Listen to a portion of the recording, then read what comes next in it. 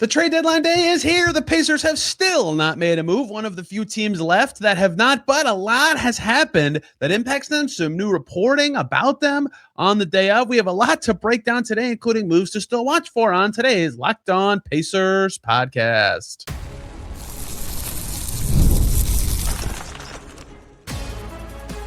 You are Locked On Pacers, your daily Indiana Pacers podcast, part of the Locked On Podcast Network. Your team every day. What's up, everybody? Happy Thursday. It's trade deadline day, and welcome into another edition of the Locked On Pacers podcast, where we, of course, talk about the Indiana Pacers. As always, my name's Tony East. I cover the team for Forbes and Circle City Spin. And today, the trade deadline is today at 3 o'clock. The Pacers, as of me talking right now, have not made a move yet. Kevin Pritchard just tweeted that he never sleeps. Gershon Yabusele just got traded for Dalen Terry, and that is the reference point that you guys get for what time of day that it is. I like to wait to make sure I don't miss anything on these days. No action yet for the Pacers. Last year, they were the last team to do anything when they dumped James Wiseman on the Raptors. That does not mean nothing is going to happen. I still think something will happen, but we'll see what size and volume of trades are actually made by the Pacers on Thursday. Today, though, we'll talk about the numerous reports that popped up about them on Wednesday, stuff that happened around the league that I think is meaningful for them, and then a little bit of stuff still to watch for as the financial situation of the league, of the Pacers, changed in a way that meaningfully impacts what they could do. We start on the reporting front, I suppose, is the best way to do this. So many trades happened involving certain teams and players involved in these that perhaps, of course, these considerations have changed, and I will comment if I believe that to be the case. But the first one that popped up actually really made me raise my eyebrows, which is funny because a conflicting report came out immediately, but they're both from credible insiders, which was very funny. And that first one was actually Jakob Poeltl of the Raptors, who is on a quite poor contract. It's not awesome, but it's not terrible. Michael Grange in Sportsnet reported another team that he had heard Poeltl mentioned with was the Indiana Pacers. We're looking for a quality big to round out their lineup for next season when Tyrese Haliburton is presumably healthy.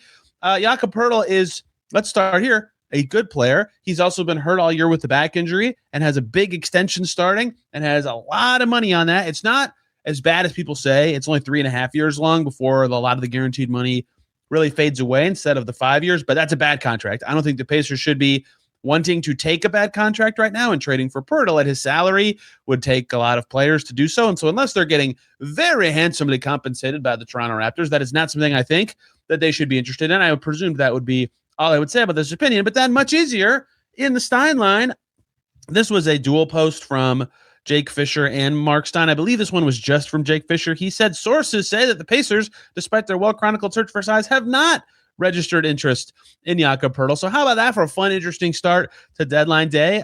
Just completely rip apart the first two reports. They are completely contradicting and in no way something the Pacers should pursue, and I don't think that makes any good sense. So I trust the Jake Fisher part of that in that, yes, the Pacers would be better if Poeltl was on their team right now, but no, that contract does not make any sense for them at all. But on the other center front, there were other things that got reported, and one of them was a team that was very dynamic on trade deadline day, and that is Jarrett Allen, whose contract is fascinating to me. To read the full Poeltl contract. He currently makes $19.5 million. Then it's 27.3, 29.4, 27.3 unrestricted with $5 million guaranteed, I believe, in the last year of that, and something different than that in the year before. The other player was Jarrett Allen of the Cavs, who's an interesting one, who, similar to Jaren Jackson Jr. and Bam Adebayo, Jaren already traded, obviously, is on a contract that is cheap is relative, affordable now in a trade for the Pacers, but much more challenging immediately next year. He makes $20 million this year, then starts a 3-year, $91 million extension that goes up to $28 million next year. So that is doable for the Pacers for salary matching. They could snare the tax. If they got the $28 million on their books next year, though, things would get hairy. Here's the thing. He is pretty good. Jarrett Allen was an all-star in recent seasons and is, just had a 40-point insane rebound game. Like, Jarrett Allen is good. Jarrett Allen moves quickly and makes some nice passes in the lane. Like, I don't think he would be the worst decision maker ever if he had to do stuff at the top of the key for the Pacers. His defense is solid enough, but he does not shoot at all. Obviously, potentially any center they acquire, would be missing one element of perfection unless they're an absolute stud.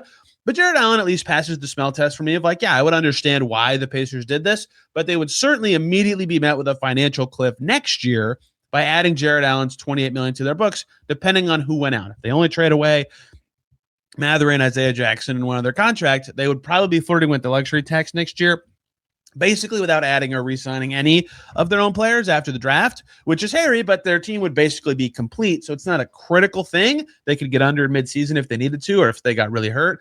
So Jared Allen, I would understand. He's a good player. He fits well. His contract is probably like about the peak value that they should be willing to go for if it's not like an absolute stud level player. And Jared Allen is, of course, very good, among the best 15 centers, I would say, in the league. But the Cavs situation we'll get to later is super interesting to me. I almost feel like they're up to something. Maybe they're not. Maybe they already were up to something by getting James Harden. But why? They got really close to out of the second apron. They still could if they dump Dean Wade or some minimums on another team. Like, they are a fascinating team to watch to me. And if they could take on less money and trade Jared Allen for value they like, maybe they would do something like that.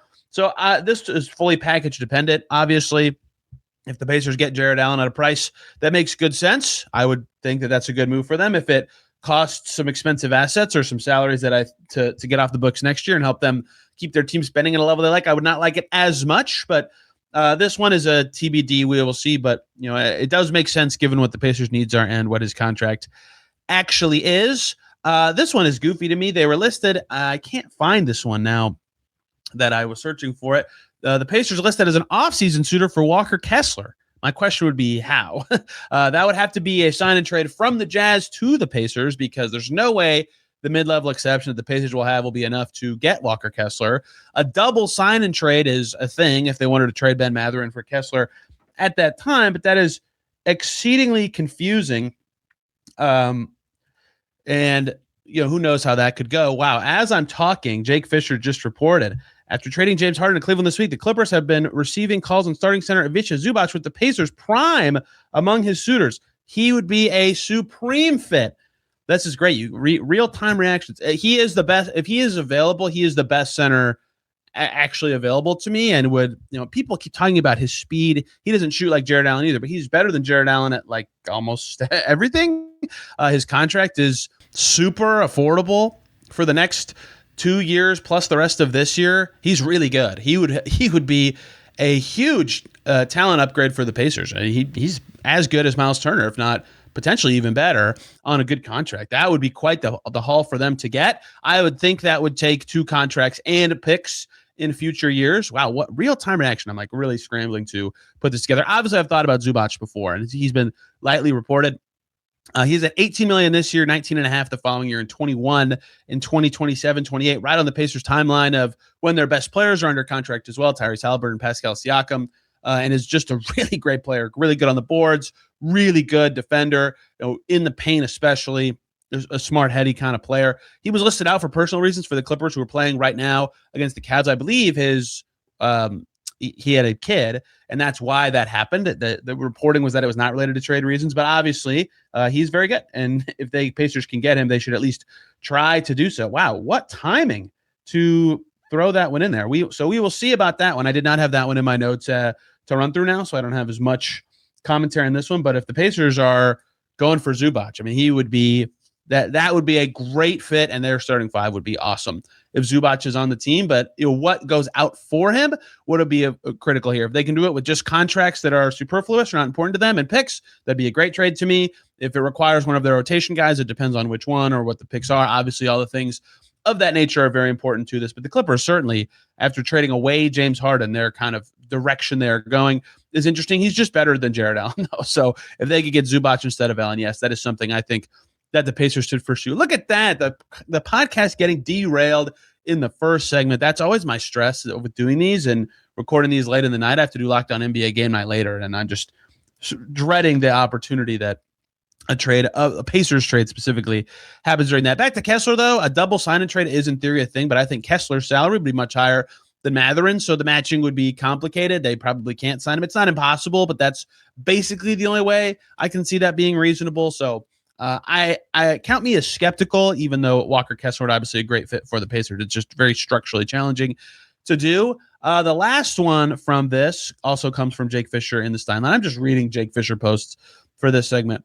He said there was quote, tangible discussion this week between Chicago and Indiana on a possible Ayo Dosunmu move for Bennedict Mathurin swap. Yet it's unclear what effect the Bulls' Tuesday business might have on these talks. So the Tuesday and now Wednesday business you need to know about this is Jaden Ivey got traded to the Bulls. Gershon Yabusele got traded to the Bulls. Colin Sexton got traded. The Bulls have done a million things, and all of them are, they're just getting a little younger and picking up assets. But does this make sense for them still after trading for Jaden Ivey and doing all these things to their team? I don't know what the value they put on that is. Ayo is a good player. He can really get to the cup. He's shooting better. I don't think of him as a guy who can get to the cup, but he's gotten better at that this year. He can shoot it pretty well. He's a solid defender. The trouble with this specific framework, depending on what other stuff would be in it, is Dosunmu is a free agent after this season, so they would be running into something similar with Mathurin, and that they'd have to pay him immediately. But he is good. He would, certainly be in the Pacers rotation if they had him on the team. So would Ben Mathurin, right? So the asset value of that would be interesting to me. What the Bulls would be considering, in that Ayo is currently only 26 years old. So I suppose that would depend on what directions the assets went. That's how I feel about that. I would think the Pacers would be getting something small, maybe not. That's fairly close to even. But again, that was all before Jaden Ivey and all sorts of other stuff. They're both good players. Mike Conley went through the Bulls and then out. Colin Sexton, Ousmane Dieng, just a lot happened. So that is the report, the new reports of the day, and including, maybe there's just another one that will pop up while I'm talking again, so you guys can hear me live react. Again, if he actually is available, Zubac, given his salary, is the best potential snag for them, of anyone. I think of a non-star player. He's very good. He was in the All-Star mix in the West last year. That would be quite the haul for the Pacers. Okay, what else happened in the league that matters for the Pacers in terms of what they might do, things of that nature, and how does that set up moves that they might make heading into Thursday, heading into the deadline? We'll get to all that coming up here on Locked On Pacers. But first, everybody, a quick break to talk about two wonderful groups of people. First up is Indeed. Hiring is not just about finding someone willing to take the job. It's about finding the right person with the right background who can actually help your business move forward. And if you want a candidate who matches what you're looking for, Indeed Sponsored Jobs is the move, because instead of hoping the right person stumbles across your post, Indeed helps you match with quality candidates by boosting your job listing to the people who fit your specific criteria, like skills, certifications, and location. If I was hiring, I wouldn't just want someone who could help. I want someone with real experience who can jump right in. That's why Indeed is the best. They can specifically target things that you need. It saves you time because you spend less energy with mismatched candidates. And with the sponsored job, you can really get seen by candidates who are a fit. Here's the stat that says it all. In the minute I've been talking to you, companies like yours made 27 hires on Indeed, according to their data worldwide. So if you're hiring, spend less time searching and more time interviewing candidates who check all your boxes with Indeed Sponsored Jobs. Listeners to this podcast will get a $75 sponsored job credit to help you and your job get premium status it deserves at Indeed.com/podcast. That's Indeed.com/podcast. Terms and conditions apply. Hiring, do it the right way with Indeed. Let's also talk about TurboTax. Tax season doesn't have to take over your life this year. TurboTax is making it easier than ever to just hand things off and move on with your day. With TurboTax Full Service, you can have your taxes done for you by a trusted local expert, start to finish, without the stress or the guesswork. Instead of spending hours trying to figure out forms, you can meet with a local TurboTax expert in person or connect online. They handle everything from W-2s to self-employed forms and work to get you every deduction. You can upload your tax documents, go about your day, and get updates right in the TurboTax app. It's a huge time saver. It gives real peace of mind knowing an expert is handling it. So for a limited time, you can have your taxes done by a local TurboTax expert for just $150 all in. If a TurboTax expert didn't file for you last year, just file by February 28th. Take taxes off your plate and get back to your life. Visit TurboTax.com/local to book an appointment today. We're back here on Locked On Pacers. Thanks for making this your first listen today and every single day, or second listen. Any of the teams that made a trade that's interesting to you. Anthony Davis is on the Wizards. Okay. Jonathan Kuminga's on the Hawks. Giannis is still on the Bucks. They want a crazy again. All those could be interesting. The NBA trade deadline is basically here too. We want to give you a free month of our new Everydayer Club here at Locked On to help you get ready. If you need a group chat to keep up with everything, join ours. The Everydayer Club gets you access to the group chat on Discord with Pacers fans and national chats where you can hang out with fans from across the league. So you also get ad-free versions of the show. And if you sign up by the trade deadline, you can use the code DEADLINE to get your first month for free. Check it out. Tap the link in the show notes to learn more. Okay, what happened in the league that I thought, oh, that is interesting or noteworthy to me if I am the Pacers, or it is interesting or noteworthy to me because of some things I have said about the Pacers? I think the starting point for me would be some of the salary dump kind of things, right? I have mentioned many of those along the way as something the Pacers could do, use their space below the tax to bring in a player, something of that nature. And, obviously there's several of those that were interesting to me, but the teams I had mostly listed and to talk to you guys about were the Nuggets, the Suns, the Raptors.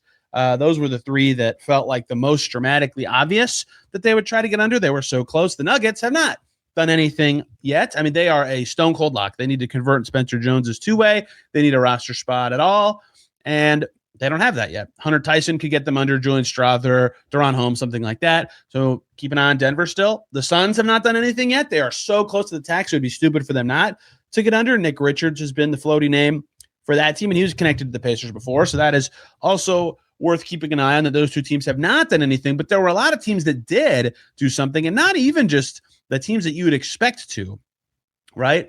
The Magic, they were far from the tax, and they were so far away that the players they would have traded to get under would actually have taken the Pacers over the tax. So they were not a team to really keep an eye on, but they got out. Tyus Jones and 2 second-rounders, and we're going to keep track of all the trades that the teams did to get out, and you'll see why in a minute. 2 second-rounders is what it took for $7 million of Tyus Jones to go from Orlando to Charlotte. That was interesting to me. That got the Orlando Magic obviously out of the luxury tax. You love, as a fan of the Orlando Magic, that your GM signed him and then immediately had to dump 2 seconds to get rid of him within the same season. The Sixers got out of the tax with a stunner. Jared McCain to the Thunder. I would love to opine on that trade. You're not here to hear me opine about other teams necessarily. I wrote that trade down for other reasons that we'll get to later in the week. But he is going to OKC, which is crazy. That got the Sixers out of the tax. They might still trade a minimum to get a little more wiggle room away, but that one was shocking. I thought they were just going to trade Trendon Watford to get out, but they traded a young guy. They traded a real player and not just like some salary flotsam to get out. The Toronto Raptors escaped the luxury tax by trading a guy that, if you listen to this podcast, you've heard me say his name a million times, is a potential thing when it comes to the Pacers, and that is Ochai Agbaji, who was, made more than the distance between the Raptors and the tax line. He went to the Nets in a complicated trade not that complicated. Chris Paul was also in that. The Clippers got off his contract in that trade. And Agbaji, I believe the price was a second rounder and cash. And he's like, okay, he's like a halfway decent basketball player, right? And so that one was interesting to me. And then some other, and I mean, by some other, I mean one other noteworthy salary dump that happened was the Cavs, who were well over the second apron. They traded Lonzo Ball to the Utah Jazz, along with 2 second rounders. He makes about $10 million this season, and the Jazz are just going to waive him immediately. And so that is how the Jazz cut their bill, and they might try to even more with like Dean Waiters minimums, like I said earlier. So here's the thing about salary dumps. I'm actually surprised at how early some of these are happening, right? So Tyus Jones is a decent player, I suppose. Agbaji is a decent player. I suppose Dario Saric has already been traded twice. It's 2 seconds, and then the other time it was like the Jaden Ivey trade. I don't really know what value you want to put on him. I'm surprised how early these are happening in this trade cycle. Salary dumps usually are like, if you're a team doing it or a team taking in a player, it's usually the last thing you do. That means, okay, nothing else that we're going to do makes sense or is available. We now know what our financial situation is for any trades we would make. Okay, we will take in this player and cash or end a pick or whatever to extract some value at the buzzer of the trade deadline. For my evidence of that, 1, all of time, but 2, the Pacers last year agreeing and doing the trade call for Wiseman to the Raptors at like 2:55, like 5 minutes before the deadline, and they just used cash to get off of him. And part of me wonders if they did it earlier for flexibility reasons or other kind of decision-making reasons, they would have had to give up a more real asset, like a second rounder. None of the trades this year have been just cash yet. Hunter Tyson might be when the Nuggets do that, just because his contract is so cheap, but all of them have required picks so far. I'm actually surprised how early they are happening, but not so much when I dove into it later, because as we'll get to, there's a lot of teams that I think, as I look at tomorrow for the Pacers and what they could end up doing, that are like, oh, maybe that team could cut money that was unexpected at some point, right? For some reason, whether that's, like I already mentioned, the Cavs getting really close to the second apron line, but there's also a lot of other teams that have done various things that have gotten them closer to the tax line. I know that's very boring to think, oh, cool, my favorite team got a mediocre player and a second-round pick, but like that is good asset management, right? That is smart trade business, and certainly something the Pacers are considering doing if they don't do one of these extravagant, Zubac, et cetera, kind of deals that you heard me talk about earlier in this. But it's prime among his suitors, certainly. What was interesting phrasing from Jake Fisher there. So still a lot to kind of parse through with all this, but those were the trades of the day that I thought were the most noteworthy in terms of what happened for the Pacers. Not a lot of like comparative value stuff like Jaden Ivey. I talked about him yesterday, and he basically fetched the Pistons' Kevin Huerter and moving up a few spots in the first round. Like that is maybe a little below what Mathurin's value should be, like a reserve player on a fine contract and moving up a few spots. Is that fair or is that not fair? But there weren't any more of those kind of things that happened today in terms of a similarly valued player and what they fetched for their team. But there were a lot of teams close to the Pacers situation that did do stuff. So if it's not one of the players that you've heard the Pacers connected to or reportedly connected to a million times, what might the Pacers do tomorrow? I have some ideas. A lot of it is cream related, cap rules, everything around me. We'll get to all that to close out today's Locked On Pacers.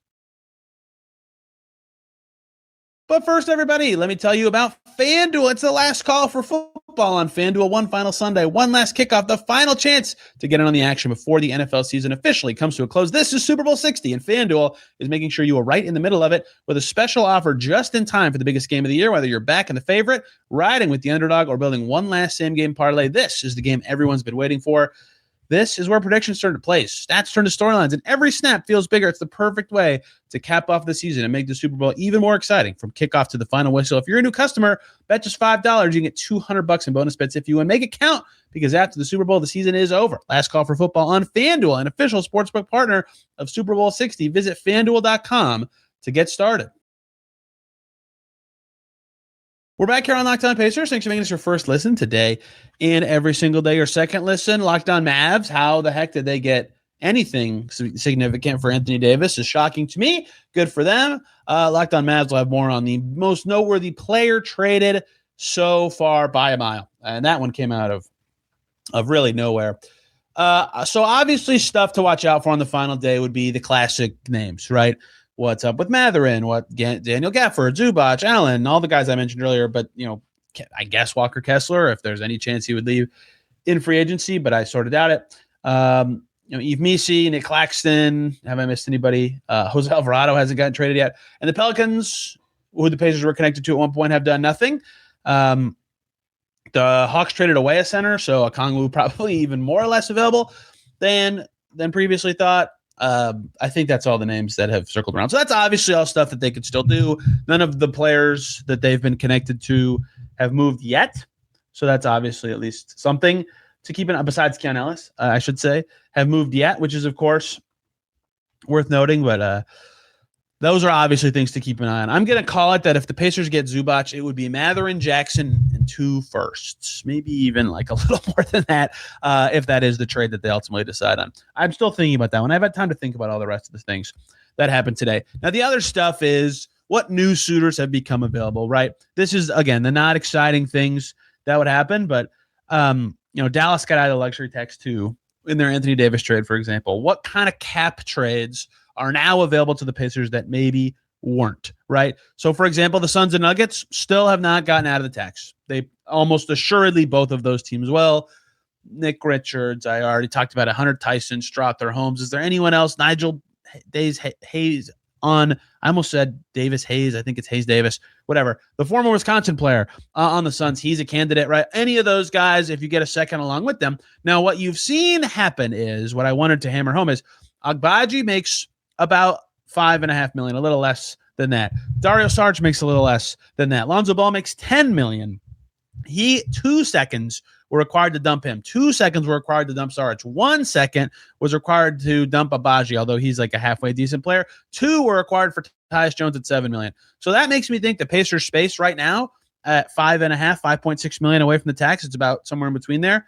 That probably, depending if they get a decent, but maybe not that valuable player, They could probably get 1 second with them. If they take just fully dead yuck money, they could probably get 2 seconds. There's not a lot of fully dead yuck money at that level of contract, but no, that's probably the range you're looking at if they take that. If they take Hunter Tyson or Nigel Hayes-Davis, I might have said it backwards again, probably just cash, but they get another player they could maybe look at the rest of the season, or they could just waive them and take the roster spot and take the cash and call it a day. So those are obviously, again, things to keep an eye on, but the price has been more set. I already just went through all those trades. I don't need to belabor all that. So here's what is now interesting to me is teams that have cut money already that I didn't previously view as a contender to get out of luxury tax land. For example, Sam Hauser did not play for the Celtics tonight. I'm not saying they're going to trade him. The Celtics are really injured, but they're close enough to the tax line that if they trade Sam Hauser, I think they'd get out.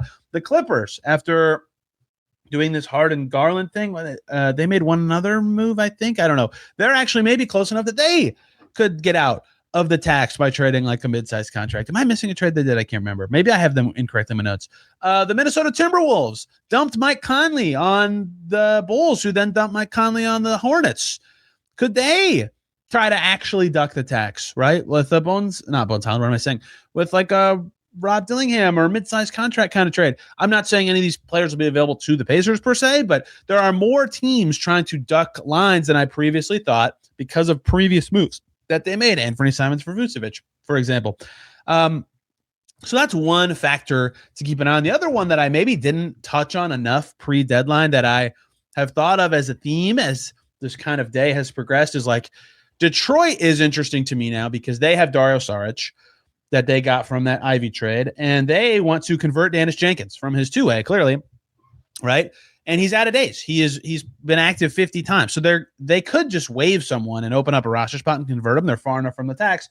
But if they want to do anything else ahead of the deadline that would make them take on some money, they would probably want to trade Saric away. So, like, are the Pistons suddenly a salary dump suitor for the Pacers? Cleveland, they're actually kind of close to getting out of the second apron. They already have a roster spot. If they want to convert Naquan Tomlin to a contract player, could they be interested in dumping a little bit of money at Dean Wade here, Thomas Bryant and Craig Porter there? I'm just making up, the contract level names. I don't think you'd want to dump Craig Porter, but, are they trying to get out? So I think there's actually more teams now that are trying to shed money.